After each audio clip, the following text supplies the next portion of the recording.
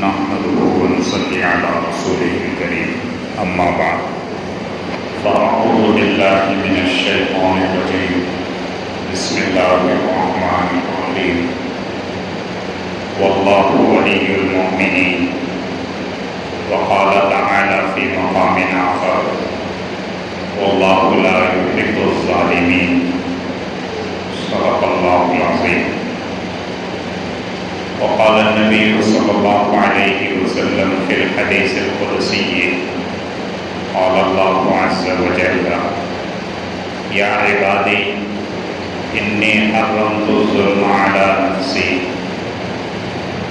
وجعلته بينكم محرما فلا تظالموا أو كما قال عليه الصلاة والتسليم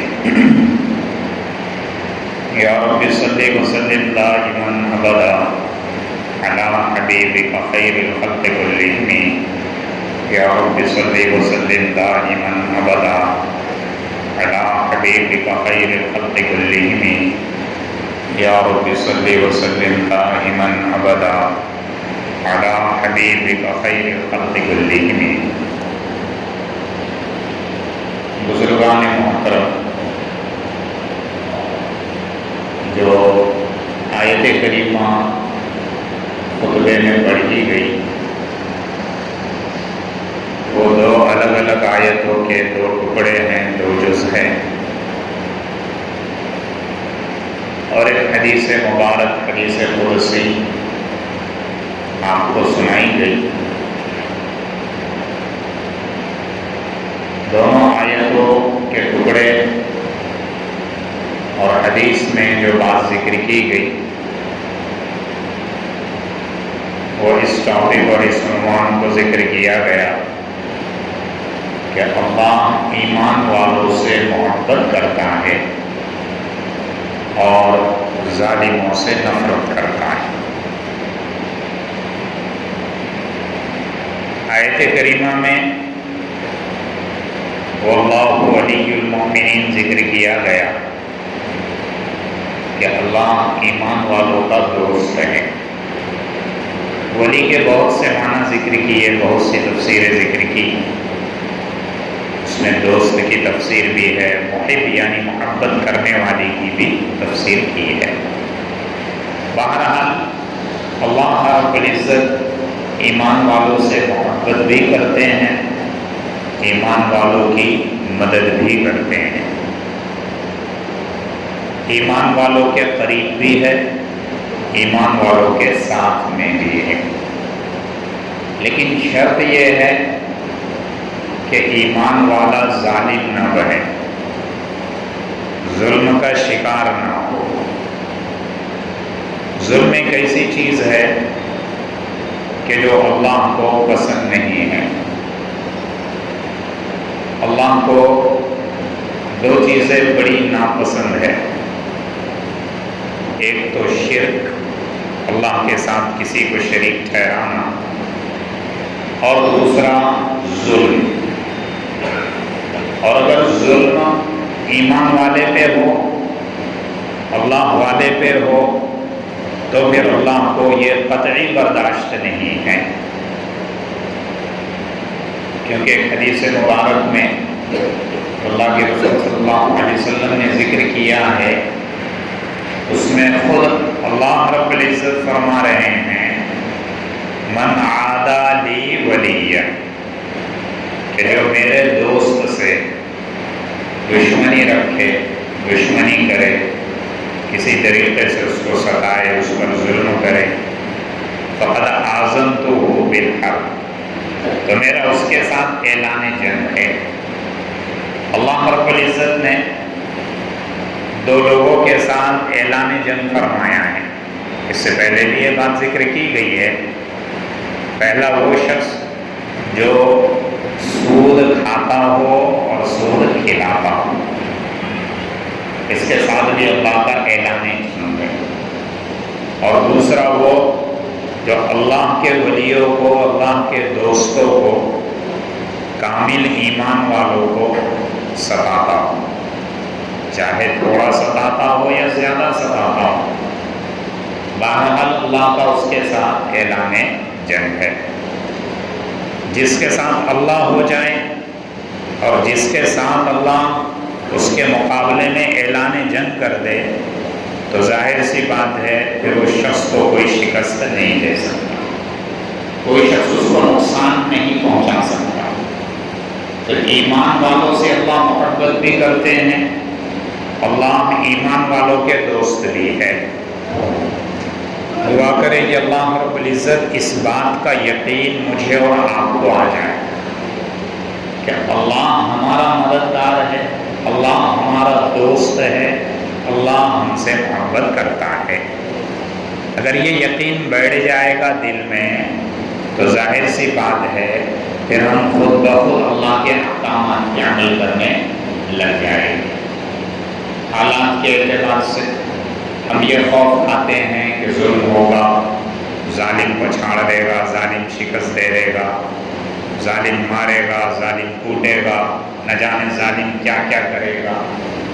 یہ خوف اور یہ اندیشہ ایمان والوں کے دل میں نہیں آنا چاہیے، کیونکہ جب اللہ رب العزت خود فرما رہے ہیں کہ ہم ایمان والوں کے دوست ہیں، ایمان والوں سے محبت کرتے ہیں، اور اس کے مقابلے میں کہہ رہے ہیں کہ ہم ظالم کو ناپسند کرتے ہیں، ظالم کو ہم ہدایت نہیں دیتے، ظالم کو ہم کامیاب نہیں ہونے دیتے، تو اتنے سارے اسٹیٹمنٹ اللہ رب العزت خود دے رہے ہیں. تو پھر مجھے اور آپ کو نہ ڈرنے کی ضرورت ہے، نہ خوف کھانے کی ضرورت ہے، نہ کسی سے گھبرانے کی ضرورت ہے، کیونکہ ہمارا مالک صرف اور صرف کون ہے؟ اللہ ہے. ہمارا رازق صرف اور صرف کون ہے؟ اللہ. ہم کو پالنے والا، ہم کو زندگی دینے والا، ہم کو موت دینے والا، ہم کو رزق دینے والا، ہر نئی سانس پر ہم کو نئی زندگی دینے والا یہ صرف اور صرف اللہ ہے. تو مومنین کا دوست یہ اللہ ہوا، واللہ ولی المؤمنین، کہ اللہ ایمان والوں کا دوست ہے. النبی اولا بالمؤمنین، ایک جگہ آیت میں ذکر کیا کہ سب سے زیادہ اگر اللہ کا نبی، اللہ کا رسول کسی سے قریب ہے تو ایمان والوں کے قریب ہے. تو اللہ بھی قریب ہو گیا اور اللہ کا رسول بھی قریب ہو گیا.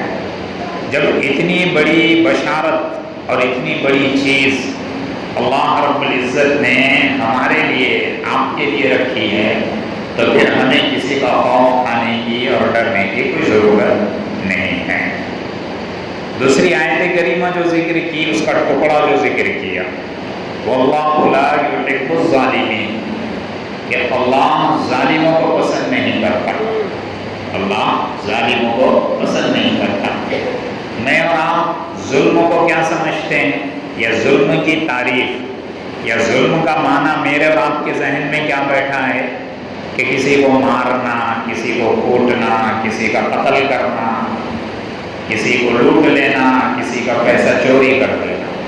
یہ اور عموماً جہاں پہ ظلم کی بات آتی ہے تو میرے اور آپ کے ذہن میں یہ آتا ہے کہ کسی کو ناحق قتل کر دینا.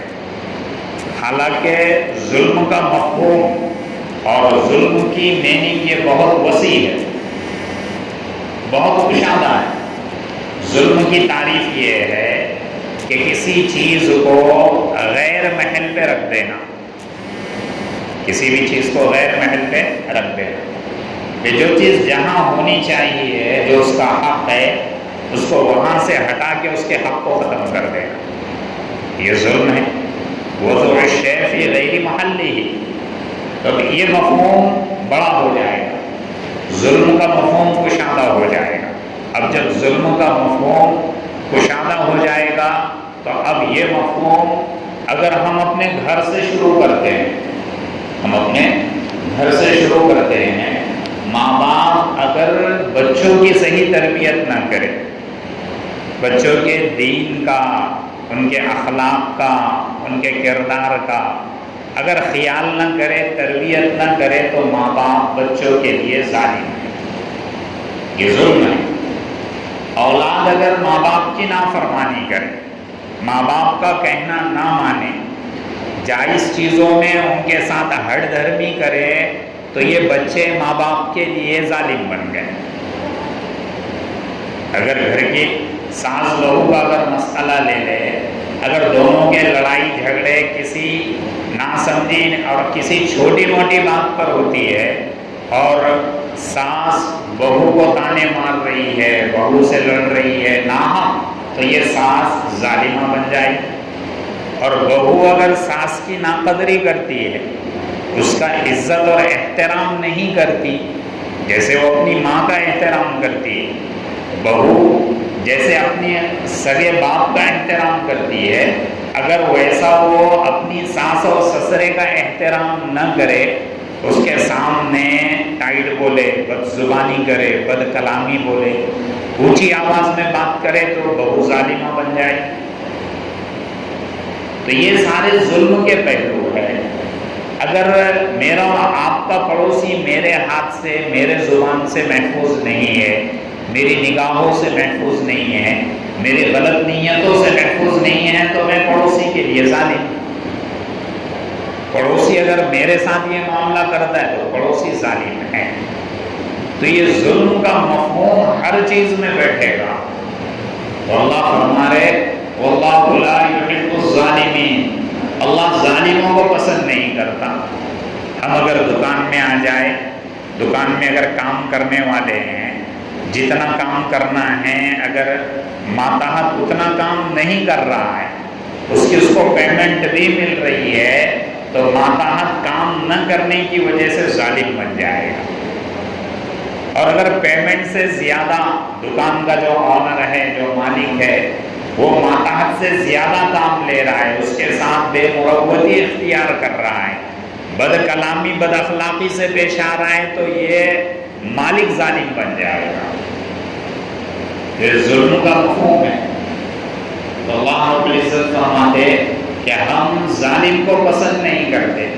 اگر ظالموں کی یہی عادت رہی، یہی صفت رہی، واللہ لا یہدی القوم الظالمین، اللہ ظالموں کو پھر ہدایت نہیں دیتے، اللہ ظالموں کو پھر ہدایت نہیں دیتے۔ تو جہاں پہ اللہ رب العزت فرما رہے کہ ہم ایمان والوں کے دوست ہیں، ہم ایمان والوں سے محبت کرتے ہیں، تو اس کے اگینسٹ میں، اس کے مقابل میں بھی یہ کہہ رہے ہیں کہ ہم ظالموں سے نفرت کرتے ہیں، ہم ظالموں کو ہدایت نہیں دیتے، ہم ظالموں کو ہلاک کر دیتے ہیں، ہم ظالموں کو چکنا چور کر دیتے ہیں۔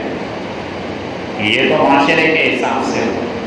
اور اگر اوپر کی طرف بڑھتے ہیں، دیگر چیزوں کی طرف آتے ہیں، جس فیلڈ میں بھی ہم جائیں، وہ فیلڈ ظلم سے خالی نہیں ہے، وہ فیلڈ آج ظلم سے خالی نہیں ہے۔ صرف ایسا نہیں کہ حکومتی ڈپارٹمنٹ ہی ظلم کر رہے ہیں۔ گھروں کی مثال میں نے دے دی، اپنے گھر سے سنے، سمجھے، سوچے، سروے لے، وہیں سے ظلم کی ابتدا ہوتی ہے۔ اللہ کا حکم ہے کہ نماز پڑھو، 5 وقتہ نماز پڑھو، اقیموا الصلاۃ اقیموا الصلاۃ، اللہ نے بار بار کہا۔ صاحب استطاعت ہے وآتوا الزکاۃ، زکوٰۃ نکالو، زکوٰۃ دو، حج پہ جاؤ، حج کا مقدس سفر کرو، صدقہ کرو، صلہ رحمی کرو، رشتہ داروں کے ساتھ حسن سلوک کرو۔ اگر نہیں کرتے ہیں تو پھر ہم اللہ کے ساتھ ظلم کر رہے ہیں۔ یہ بھی تو ظلم ہے کہ اللہ کی نافرمانی کی جائے۔ اگر کوئی ہم پر کلمات کو سست اور چست کہہ لے، تھوڑی سی بات اگر ہمارے بارے میں کچھ کہہ لے، تو ہمارا پارا چڑھ جاتا ہے، غصے میں ہم آگ بگولا ہو جاتے ہیں، اور یوں اپنے حق کی بات کرتے ہیں کہ وہ میرے اوپر ظلم کر رہا ہے اور میں حق پر ہوں۔ لیکن جہاں میں اور آپ اللہ کے احکامات کی دھجیاں اڑا دیتے ہیں، اللہ کے رسول صلی اللہ علیہ وسلم کی سنتوں کو پس پشت ڈال دیتے ہیں، اس وقت میرے اور آپ کے ذہن میں نہیں آتا کہ میں بھی اللہ کے ساتھ اللہ کے اوپر ظالم بن گیا، میں بھی اللہ کے نبی کے ساتھ ان کے اوپر ظالم بن گیا، اللہ کے رسول کے ساتھ ظلم، نعوذ باللہ من ذلک، اللہ کے ساتھ یہ بھی تو ظلم کا پہلو ہے، یہ بھی تو ظلم کا پہلو ہے۔ تو ظلم سٹارٹ ہوتا ہے میری اور آپ کی زندگی سے ہی، میرے اور آپ کے گھریلو مسائل ہی سے ظلم سٹارٹ ہوتا ہے. لیکن ہم کو اپنا ظالمانہ رویہ، اپنا ظالمانہ کردار نظر نہیں آتا، بس دوسروں کے ظالمانہ کردار اور ظالمانہ رویے نظر آتے ہیں. یہ کہتے ہیں نا کہ اپنے آنکھ میں لوگوں کے آنکھوں کا تنگا بھی نظر آ جاتا ہے، لیکن پورا کا پورا شیطان آنکھ میں پڑا ہوا ہے میرے، وہ نظر نہیں آتا. تو یہ حالت، تو اللہ فرما رہے کہ ہم ایمان والوں سے محبت کرتے ہیں اور ظالموں سے نفرت کرتے ہیں. تو ظلم کا بہت وسیع پہلو ہے. ہر فیلڈ میں اگر آپ سوچیں گے دیکھیں گے ظلم کہیں نہ کہیں ہو رہا ہے. اگر بڑا چھوٹے پر ظلم کرتے کرتے بڑا ظالم بن جاتا ہے تو اللہ رب العزت کا قانون اور ضابطہ ہے کہ اللہ رب العزت اس کے اوپر اس سے بڑا ظالم لا کر کھڑا کر دیتے ہیں. وَكَذَلِكَ نُوَلِّي بَعْضَ الظَّالِمِينَ. اللہ کے پاس ہلاکت کے الگ الگ راستے ہیں، کس کو کہاں کیسے ہلاک کر دے، کس کو کیسے ہلاک کر دے. اللہ رب العزت فرما رہے ہیں. تو ظلم کی سب سے پہلی نحوست یہ ہے وَاللَّهُ لَا يُحِبُّ الظَّالِمِينَ، کہ اللہ رب العزت ظالموں کو پسند نہیں کرتے. دوسری نحوست وَاللَّهُ لَا يَهْدِي الْقَوْمَ الظَّالِمِينَ، کہ اللہ ظالموں کو ہدایت نہیں دیتے. اگر آدمی یہ سوچ لے کہ نہیں میں حق پر ہوں، میرے سے غلطی نہیں ہو سکتی، میں کہیں پہ غلطی کر ہی نہیں سکتا، تو یہ ہٹ درمی ہے، یہ اصرار علی الظلم ہے، ظلم پر ہٹ درمی ہے. پھر اللہ ہدایت نہیں دیتے. اِنَّهُ لَا يُفْلِحُ الظَّالِمُونَ، اللہ ظالموں کو کامیاب بھی نہیں کرتے. ظالم اگر یہ سوچے کہ میں کامیاب ہو جاؤں گا، میں کامیاب ہو جاؤں گا، اللہ کامیاب نہیں کرتے. اللہ رب العزت ظالم کو کہیں بھی توڑ سکتے ہیں، ظالم کی مدد اللہ نہیں کرتے، مظلوم کی مدد اللہ کرتے ہیں. اللہ رب العزت ظالم کو کسی بھی طریقے سے ہلاک کر سکتے ہیں. ظالم ظلم کیوں کرتا ہے، اپنی انتہا کو کیوں پہنچتا ہے؟ اصل میں وہ 3 غلط فہمیوں کا شکار ہو جاتا ہے. سب سے پہلے غلط فہمی اس کو یہ ہوتی ہے کہ میں بڑا طاقتور اور زور آور ہوں، مجھے کوئی پہچان نہیں سکتا. حالانکہ ایسی بات نہیں ہوتی. ظالم سب سے بڑا بزدل اور کمزور ہوتا ہے. دوسری اس کو خوش فہمی یہ ہوتی ہے اور غلط فہمی یہ ہوتی ہے کہ اس سے کوئی انتقام نہیں لے سکتا، اس کو کوئی سزا دینے والا نہیں. حالانکہ ایسی بات نہیں، اس کا انتقام لینے والا بھی اللہ پیدا کرتا ہے اور خود اللہ بھی اس کو کیا کرتے ہیں، سزا دیتے ہیں. تو یہ ظالم کی خوش فہمی. اور ایک تیسری غلط فہمی اس کی یہ ہے کہ وہ اپنے آپ کو بہت زیادہ عقل مند اور ہوشیار سمجھتا ہے، حالانکہ وہ سب سے بڑا بے وقوف ہوتا ہے. تو اللہ رب العزت ظالم کو پسند نہیں کرتے، ظالم کو ہدایت نہیں دیتے اور ظالم کو کامیاب نہیں کرتے. ظالم چاہے انفرادی طور پر ایک ہو یا ظالم پوری قوم ہو، اللہ انفرادی طور پر بھی کامیاب نہیں کرتے اور اجتماعی طور پر بھی کامیاب نہیں کرتے. قرآن میں ڈھیر ساری مثالیں پڑھی. انفرادی طور پہ اگر ظالم کی مثال دینے لگے تو لوگ فرعون کی مثال دیتے ہیں کہ فرعون سے بڑا ظالم کون ہو سکتا ہے، کہ جس نے صرف اس ڈر اور خوف سے کہ نجومیوں نے یہ بتایا تھا کہ ایک بچہ پیدا ہوگا جو تیری سلطنت کو ختم کرنے کا ذریعہ بنے، اس ایک چھوٹے سے بچے کے خوف میں ہزاروں لاکھوں بچوں کا قتل عام کر دیا، ہزاروں لاکھوں بچوں کا قتل عام کر دیا. اللہ نے فرمایا فَصَبَّ عَلَيْهِمْ رَبُّكَ صَوْتَ عَذَابٍ، پھر اللہ نے ان پر اپنے عذاب کا کوڑا برسایا. اللہ کے عذاب کا کوڑا الگ الگ طریقے سے آتا ہے. اللہ کے عذاب کا پنجہ گدیوں پہ الگ الگ طریقے سے پڑتا ہے. یہ میرے اور آپ کے سمجھ میں نہیں آئے گا کہ اللہ کا عذاب کس راستے سے کیسے کیسے انداز میں آتا ہے. اجتماعی طور پہ اگر دیکھیں، قوم عاد قوم سمود بڑی ڈیل ڈول کے مالک تھی، طاقتور تھی. اللہ فرما رہے التی لم یخلق مثلها فی البلاد، کہ سرزمین میں ایسی مخلوق، ایسی طاقتور قوم کبھی پیدا نہیں کی گئی تھی۔ اللہ فرما رہے، ان کی طاقت کا ذکر اللہ کر رہے، لیکن جب آپس میں اجتماعی طور پہ ایک دوسرے پر ظلم کیا تو اللہ نے ہلاک و برباد کر کے بتایا۔ تو چاہے انفرادی مثال لے لو یا اجتماعی مثال لے لو، اللہ رب العزت ہلاک و برباد کر دیتے ہیں۔ اور اگر کسی پر کسی چیز کا بہتان لگا دیا، کسی پر کردار کا، اخلاق کا بہتان لگا دیا، کسی کے قبضے کا، حبس کا بہتان لگا دیا، یہ بھی تو ظلم۔ تو اللہ یہ بتانا چاہ رہے کہ ہم نہ کبھی ظالم کے ساتھ تھے، نہ کبھی ظالم کے ساتھ رہے، ہم تو ایمان والوں کے ساتھ تھے، ہم تو ایمان والوں سے محبت کرتے ہیں۔ صحابہ میں ایک صحابی حضرت سعید ابن زید رضی اللہ عنہ، بڑے صحابی، اتنا بڑا شرف کہ اللہ کے رسول صلی اللہ علیہ وسلم نے جن 10 صحابہ کو ایک ہی مجلس میں جنتی ہونے کی دنیا میں بشارت دی تھی، ان 10 میں سے ایک ہے، ٹاپ 10 جن کو بشارت ملی تھی۔ ایک ہی مجلس میں سب بیٹھے ہوئے تھے، اللہ کے رسول نے اشارے کر کر کہا، ابو بکر آپ جنتی ہو، عمر آپ جنتی ہو، عثمان آپ جنتی ہو، علی آپ جنتی ہو، طلحہ آپ جنتی ہو، زبیر آپ جنتی ہو، ابو عبیدہ آپ جنتی ہو، عبد الرحمن آپ جنتی ہو، سعد آپ جنتی ہو، سعید آپ جنتی ہو۔ یہ ایسے صحابی حضرت عمر فاروق رضی اللہ تعالیٰ عنہ کے سگے بہن ہوئی، دونوں کا سالے بہن ہوئی کا رشتہ۔ مروان بن حکم کا زمانہ آیا، مروان بن حکم کا زمانہ آیا، یہ اس وقت زندہ تھی۔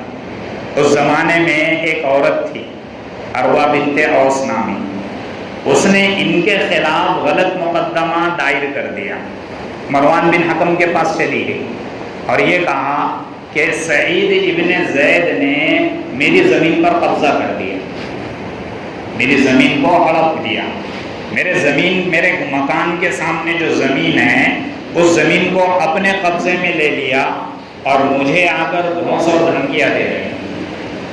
مروان بن حکم نے سعید ابن زید رضی اللہ عنہ کو بلایا تاکہ عروہ بنت اوس نے تمہارے خلاف مقدمہ دائر کر دیا کہ تم نے اس کی زمین کو ہڑپ لیا۔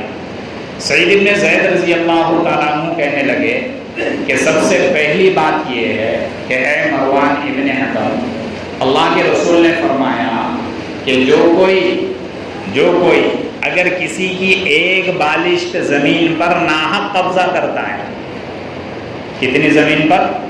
ایک بالشت زمین پر ناحق قبضہ کرتا ہے، کل قیامت کے دن اللہ رب العزت 7 زمینوں کا توق بنا کر اس کے گلے میں ڈال دے۔ اتنی بڑی وعید میں نے اللہ کے رسول سے سنی ہے تو میں کیسے کسی کے زمین پر قبضہ کر سکتا ہوں؟ دیکھو صحابی تو ایسے، وہ تو اگر بول دیتی عروہ بنت اوس تو خود کا مکان دے دیتے۔ صحابہ تو ایسے تھے، دنیا کے حریص اور لالچی نہیں تھے، وہ تو آخرت کے حریص اور لالچی تھے، دے دیتے۔ دوسری بات یہ کہ میں نے ایسا نہیں کیا۔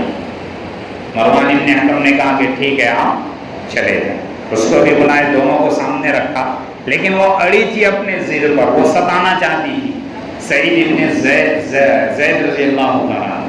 جب یہ چلے گئے اللہ کے رسول صلی اللہ علیہ وسلم کے صحابی دل میں آہ لگ گئی۔